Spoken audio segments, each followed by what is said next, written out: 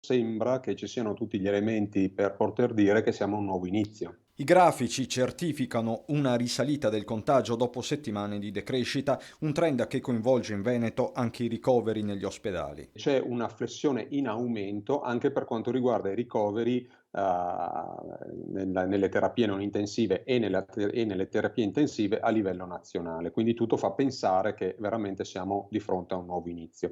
Nel nostro Veneto la situazione è, esattamente identica e in più segnaliamo che la settimana scorsa l'R-Conti era 0,91 ed è ancora in crescita, adesso siamo vicini all'1 e voi sapete che con l'R Conti uguale a 1 si passa dalla zona gialla alla zona arancione.